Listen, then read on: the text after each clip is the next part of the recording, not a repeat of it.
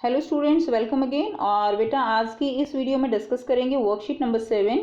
Class 6 के बच्चों की वर्कशीट है, गणित की ये वर्कशीट है जो कि शिक्षा निदेशालय की तरफ से 15 अक्टूबर 2020 के लिए शेड्यूल की गई है।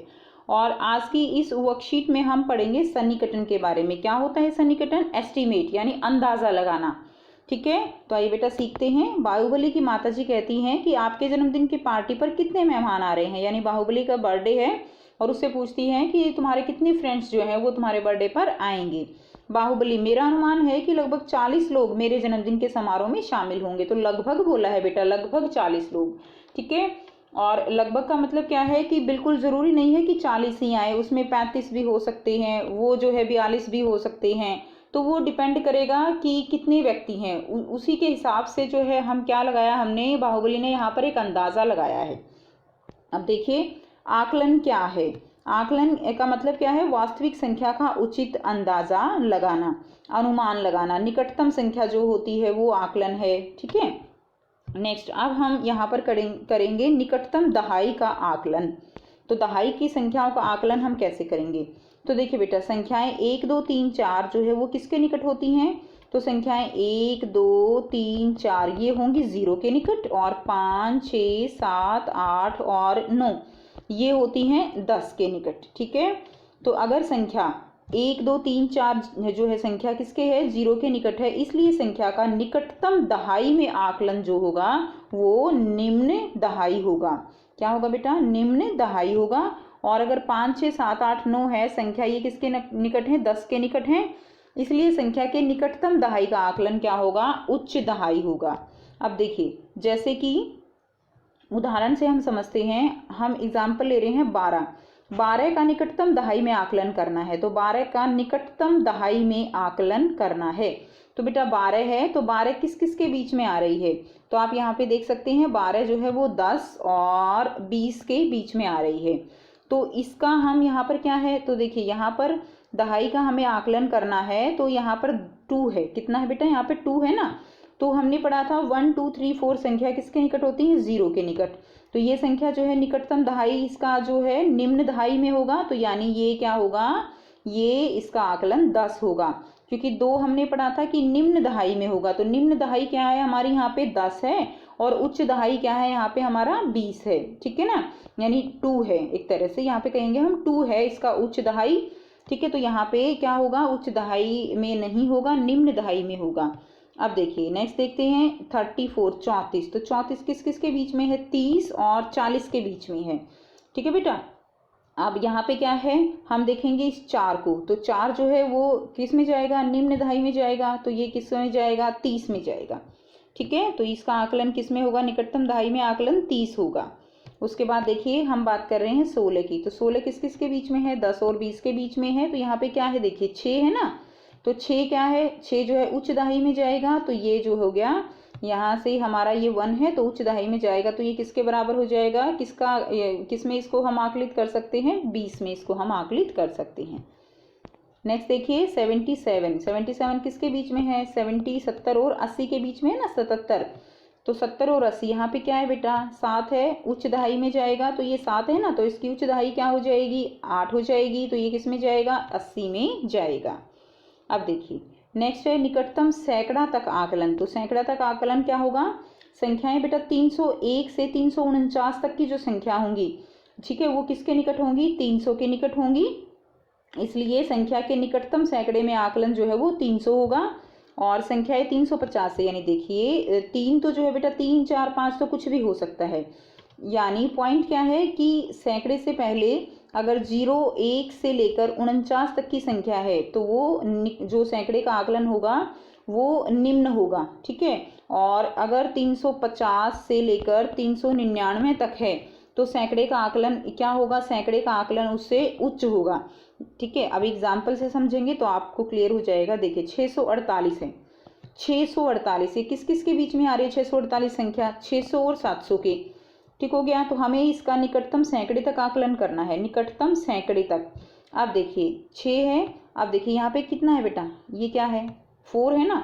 तो 4 जो है वो निम्न में जाता है। तो यानी इसका जो है निम्न सैकड़ा क्या होगा? 6 ही रहेगा। तो ये किस में जाएगा? ये 600 में जाएगा।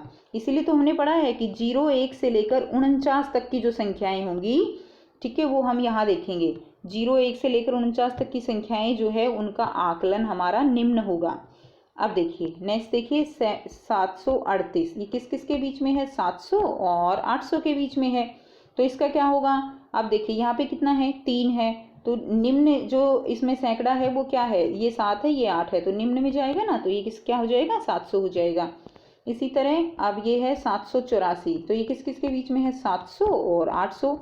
अब यहाँ पे देखिए क्या है? 84 संख्या है ना, यानी 8 है, 84 है, तो ये क्या होगा? उच्च में जाएगा। तो इसका जो है सबसे निकटतम सैकड़ा क्या होगा जिसमें हम इसको आकलित करेंगे? वो होगा 800।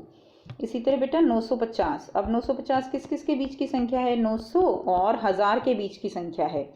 तो ये क्या है? देखिए 50 है ना, तो 5 आ गया तो उच्च में जाएगा, तो 900 तो नहीं हो सकता, इससे उच्च क्या है? 1000 है, तो इसका आकलन 1000 हो जाएगा। अब देखिए निकटतम 1000 तक आकलन करेंगे, तो 1000 तक आकलन कैसे करेंगे?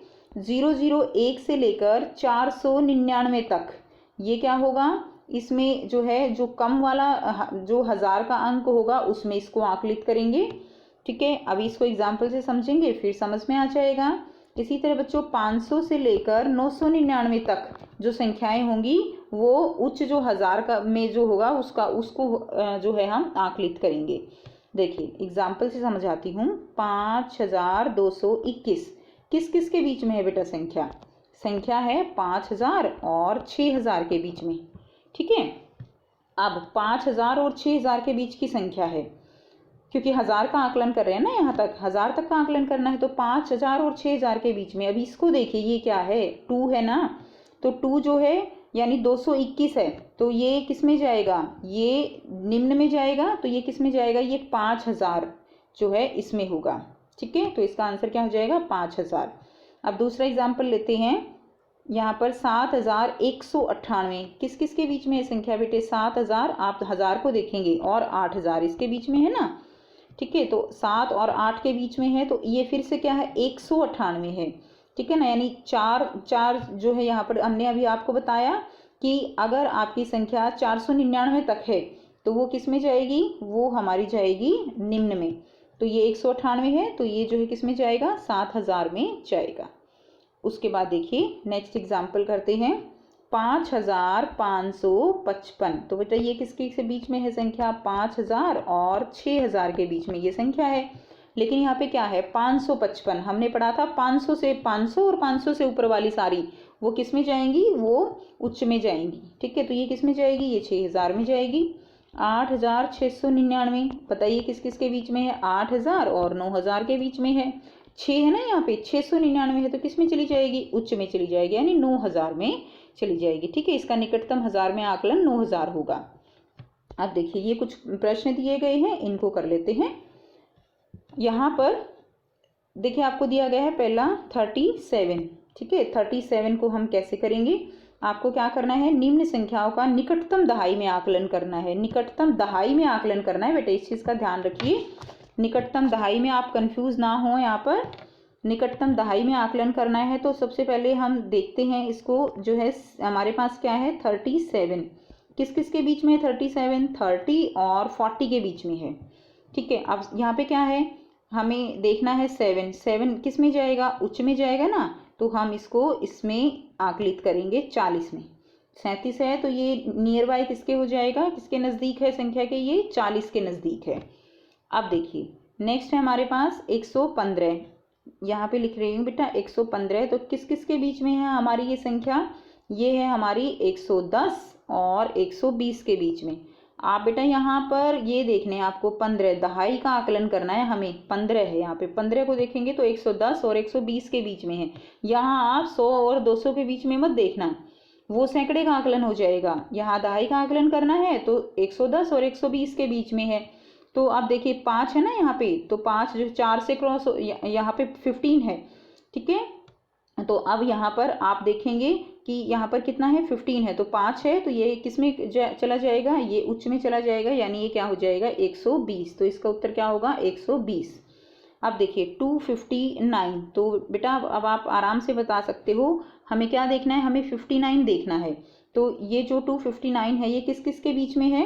259 हमारा 250, इसको मैं क्लियर करके बताती हूँ। देखिए 259 है ना, तो ये हमारा 250 और 260 के बीच में है। वही है 59 है तो 5 आ गया तो ये उच्च में जाएगा, तो इसका आंसर हो जाएगा 260। इसका आंसर है 120, इसका आंसर है 140। 37 को आकलित करेंगे 40 में। उसके बाद नेक्स्ट देखिए प्रश्न 2 क्या है?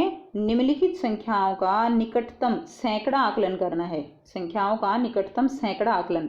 देखिए बेटा 177 किस किस के बीच में सैकड़ा आकलन करना है ना। अब इसको लिखोगे आप 100 और 200 के बीच में, क्योंकि अब आपको सैकड़ा देखना है। ठीक है, तो ये ध्यान रखना है, दहाई पूछा है, सैकड़ा पूछा है या हजार पूछा है। तो अब आपको 177 है तो 100 और 200 के बीच में अब आपको 77 देखिए, तो 7 आ गया ना यहाँ पे, तो किस में जाएगा ये? उच्च में, तो ये चला जाएगा 200 में। अब नेक्स्ट देखिए 547। 547 तो 547 किस किस के बीच में है? ये 500 और 600 के बीच में है। अब कितना है यहाँ पे? 4 है। 4 किस में जाएगा? 4 जो है ये निकटतम इसकी संख्या क्या हो जाएगी? 500 इसकी निकटतम संख्या हो जाएगी। अगर यहाँ 57 होता तो 600 हो जाती। अब देखिए नेक्स्ट करेंगे तो देखो बेटा इसका आंसर आ गया आपका 200, इसका आ गया 500। अब इसका करेंगे 1150। 1150 बेटा ये किस किस के है? अब हमें यहाँ पर फिर देखिए दे तो रखा है यहाँ पे 1000 तक का, लेकिन हमें करना है सैकड़े तक का। हम क्या देखेंगे? ये तो किसके बीच में है? 1100 के बीच में है और 1200 के बीच में है। यानी 100 अगर हम एक को छोड़ दें तो ये 100 और 200 के बीच में हो गई ना, तो इसलिए हमने यहाँ पे 1100 और 1200 लिखा। तो अब देखिए यहाँ पर क्या होगा? ये जो है 1150 है ना, 5 आ गया, 150 है। ठीक है, तो क्या आ गया? 5 आ गया, तो इसलिए हम इसको क्या करेंगे? हम जो है इसको 1200 में लेकर जाएंगे। तो इसका आंसर कितना होगा? इसका आंसर होगा 1200।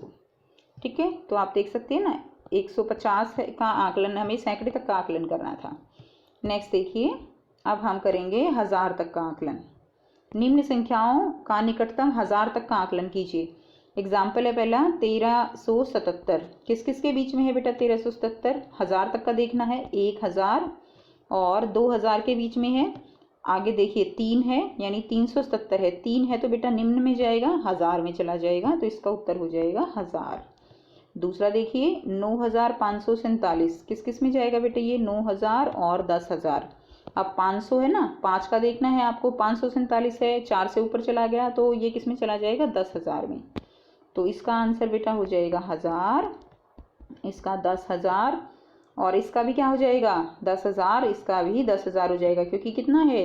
254 है। ठीक है, 254 है ना बेटे, तो ये 10000 के नियर बाई ही रहेगा। उसके बाद देखिए नेक्स्ट प्रश्न 4 क्या है? आपके परिवार में विवाह समारोह में आने वाले मेहमानों की संख्या का अनुमान लगाइए।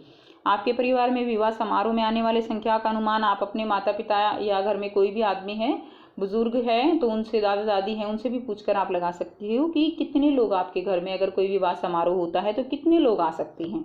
तो मैं अंदाजे से लिख सकती हूँ कि 1200 लोग। अब बेटा ज़रूरी नहीं है 1200 हों, वो जो है कम भी हो सकते हैं, वो थोड़े ज़्यादा भी हो सकते हैं। ठीक है, इसलिए हम जो है बोलते हैं कि अंदाजन इतने व्यक्ति आ सकते हैं। तो ये थी बेटा आपकी आज की वर्कशीट एस्टीमेट के बारे में, आकलन के बारे में। आई होप बेटा आपको वर्कशीट क्लियर है। कोई भी प्रॉब्लम है तो आप कमेंट करके पूछ सकते हो। वीडियो अच्छी लगी तो लाइक शेयर कीजिए, चैनल को सब्सक्राइब कीजिए and thanks for watching. Have a nice day.